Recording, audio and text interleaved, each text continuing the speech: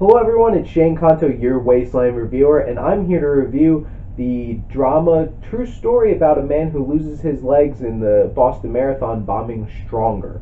And this film starring Jake Gyllenhaal, and this is directed by David Gordon Green, who's had an interesting variety of films, including Pineapple Express, and apparently the new Halloween film, so he has some variety in the kinds of films that he makes, and he made a fantastic film with this.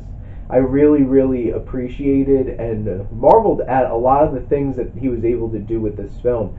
He has a very steady hand with bringing the story, which in general could get really repetitive, but I think he did a good job of keeping it fresh and keeping it well balanced, and it was well paced for something that's not like there's not like a whole lot of action to like really bring you into the film, but it keeps the pace going and you feel engaged with these characters, and it feels very gritty and real, and that's what was important with this film, because you need to feel like you're connecting with these real characters.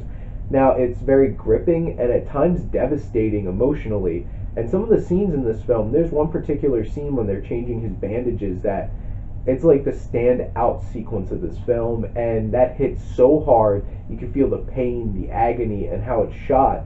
Segueing into cinematography by Sean Bobbitt, it's beautifully shot, and how it uses the depth in a camera. And I remember, interesting parallel to give some contrast, bringing up when I saw Ouija Origin of Evil last year, how it used deep focus. Everything was in focus in the background. This film does the opposite. Things in the background are grainy and you can't see very clearly, but everything up close is very in focus, in frame, and it's able to take away some, like, this film, when it needs to, brings out the gore and the violence of what happened, but it doesn't harp on it and try to gross you out. You are hit with all of the emotions of the actual performances, and that's what's so fantastic. And they're able to use the lack of focus in the background to get away from seeing too much graphic material, but it still allows you to connect with the characters and really get the feeling out of it. That's some fantastic cinematography and direction going on, making those scenes even more impactful. This was written by John Polano, and it's very gripping and engaging character study. This is a true story. You're in it with this man, played by Jake Gyllenhaal, and his on and off girlfriend, and how this situation affects him, and how he needs to change with his life and coming to grips with it, and how it affects everyone else in his life. And it's very powerful. And the characters are very gritty and real. Except maybe the mother in this film's a little bit over the top, and I'll talk more about that in a little bit, but overall, everyone feels so real and engaging characters for us to connect to and really get a sense of how this is affecting them. Some of the dialogue and some of the scenes feel really fake, and there's like a scene where his boss comes from Costco, and it basically feels like an infomercial for Costco, and I'm just like, wow, that felt really weird and obnoxious, and I wish that scene wasn't in this movie, but that did take me out of it for that sequence. And it deals very much with resilience of people and being able to come to grips with these great changes in our lives and how to deal with them and how to grow from them, and also dealing with celebrity, unwanted celebrity, not doing something because you're out there looking for it, but having celebrity thrown onto you and how much that can affect you and the people around you.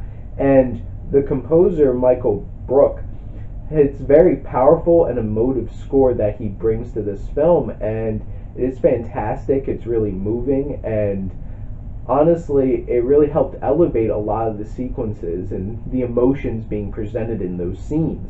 And the acting, Jake Gyllenhaal was fantastic.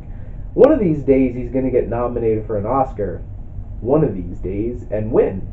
And then Tatiana Maslany, who I've never seen in anything, but she was fantastic. And if she gets nominated, it's going to be for supporting actress, even though she was a lead actress in this film, because that BS, whenever you have a film about a man who's struggling with some kind of physical thing or emotional thing, and then their wife is a more compelling, interesting character, but then they get shooed off because they're not the main character, and then they get thrown in Best Supporting Actress. Felicity Jones, and Alicia Vikander. And I'm going to stop my rant.